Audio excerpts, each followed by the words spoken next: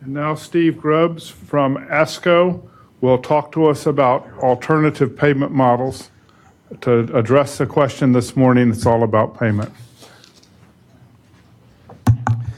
Yeah, thanks a lot. And it's always a pleasure to come back here to the forum. I've had a chance to speak here a couple times, and this is just a great venue. There's been wonderful talks today. I was asked to kind of look at where we are in the world right now with alternative payment models and how that may affect what we're doing in terms of the quality of the care we're doing, and in particular the diagnostics here. So, there we go, green button. I have no disclosures. So where we're heading right now that I think everybody's aware of, we're moving from the a volume to a value-based payment system, and we're actually well down the road on that at this time. And value-based payments promote quality care and value, with payment more closely related to outcomes. And currently, CMS is really mandating a move from fee-for-service to the value-based payment system. And as you can see, the quote there from Sylvia Burwell, who was the HHS secretary under President Obama, moving away from the old way of doing things, which amounted to the more you do, the more you get paid, is no longer going to be acceptable. And providers will be rewarded for doing high-quality, cost-effective care. So you may not know about this group that's been put together. It's called the Healthcare Payment Learning and Action Network. They call themselves HCPLAN. And this is actually a group made up of mostly commercial payers, many of the big ones we all know out there, with some support from the government. And they're trying to plot the course to the future, really into the alternative payment models. And you notice they've put alternative or payment systems into 4 different categories there, and their goal is to move most of us into that category 3, which is alternative payment models with upside and downside risk together, or really into population-based payment system. And the goal here is really to get everybody into this type of payment system somewhere in the next really 5 years. But we're on the way there right now, and this was the results of the macro legislation of several years ago. CMS now has the quality payment program, and physicians in this country are now paid in one of 2 ways. If you take the left-hand turn, where most oncologists, in fact, almost all oncologists are now, we're in the merit-based incentive payment system. But if you really study that, and that's what we're going to talk about today, the goal of this new quality payment program is to get everybody down that right-sided road into alternative payment models. And the penalties will continue to go up over the years in the MIPS system that will actually push most of us into alternative payment models. Now, in the field of oncology, and we have Dr. Klein here today, CMMI has their oncology care model that he's actually made some comments on earlier today, which is this 5-year voluntary pilot projected. It was initiated in 2016, and its goal is to improve quality care and at the same time put some control on spending. And as he pointed out, there's about 190 practices right now over 31 states in the program. So some of the features of the program, we're not going to go into all those today, that apply to what we're trying to do today, is the model utilizes acceptable treatment based on guidelines. And of course, we just had a big discussion about that with the prior group here, and I am going to go a little more into what pathways do for this. And you need to report your care improvement that you do and the outcomes, and you have to do continuous quality improvement in this program. So this, again, fits back to all of what we're trying to do here today, is make sure that not only diagnostics but therapeutics are appropriate and improving. So what I'd like to talk about, which is the work we've done at ASCO, is what we're doing or trying to do with pathways there. And this, again, feeds back to the decision support discussion we just had. And there is a difference between a clinical pathway and guidelines. So a pathway is a detailed protocol for delivering cancer care. And it actually is very specific to populations, the type, stage, and the molecular subtype of the disease.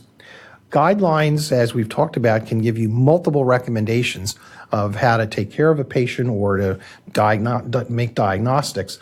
But the clinical pathway translates guidance or evidence into a local structure, and it aims to delineate the best treatments, often inclusive of the drugs, the timeframes to give it, the sequencing of therapies, the appropriate tests to do. So it's much more specific. Rather than having 5 different choices, it narrows it down to a single choice.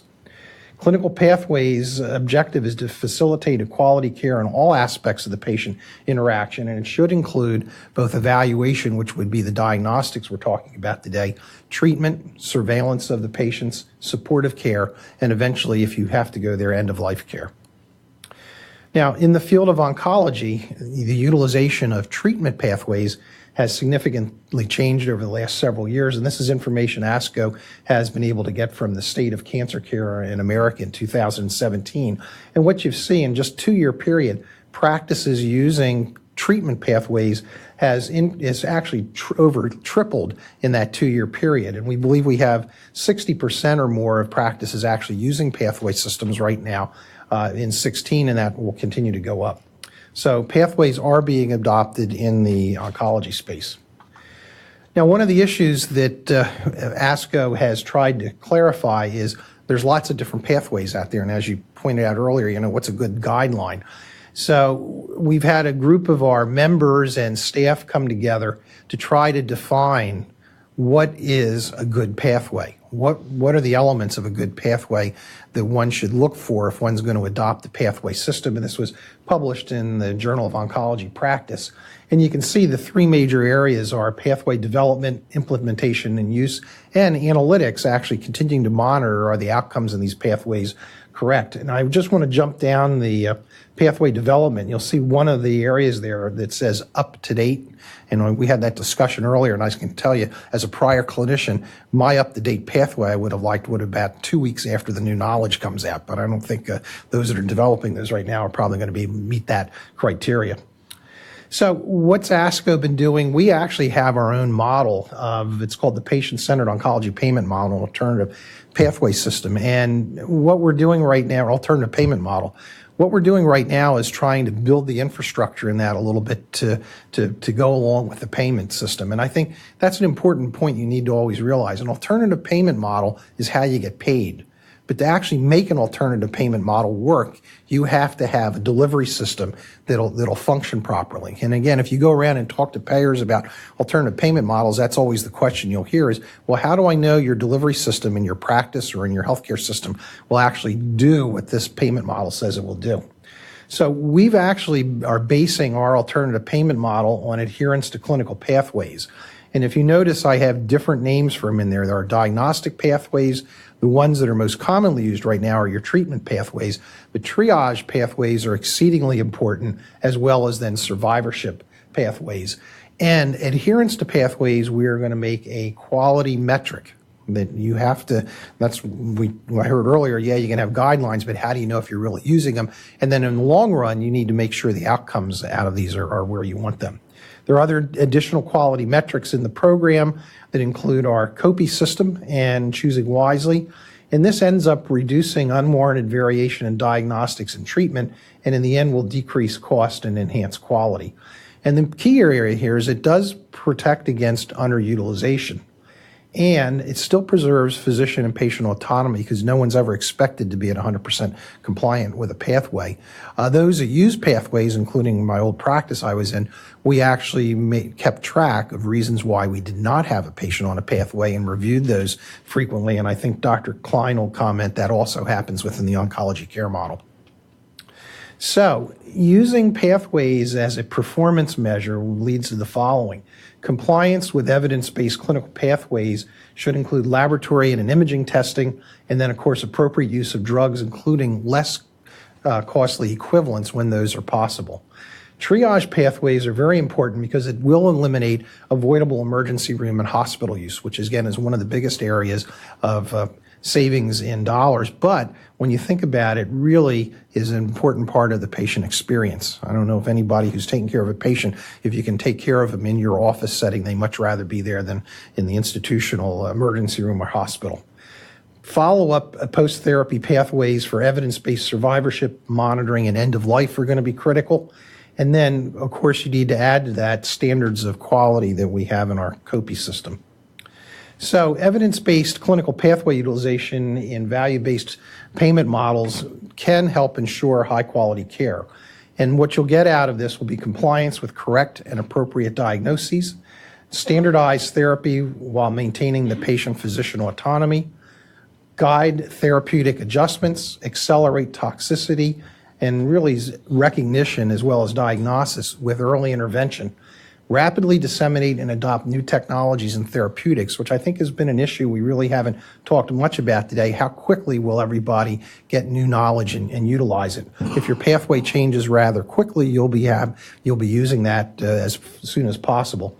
It encourages clinical trial participation. It guides appropriate survivorship care and monitoring, and it eliminates care disparities and safeguards patients from underutilization. Again, if we can get through Dr. Cox's point of access, if one is following pathways, there should not be significant disparities. So the take-home messages I would like to leave you with today is the transition from volume-based to value-based payment models offers the opportunity to improve practice compliance with high-quality cancer diagnostics, treatments, and patient monitoring, and utilization and compliance with high-quality value pathways helps ensure appropriate diagnostics, therapeutics, and patient monitoring, resulting in improved quality care, rapid adoption of new knowledge, and elimination of disparity.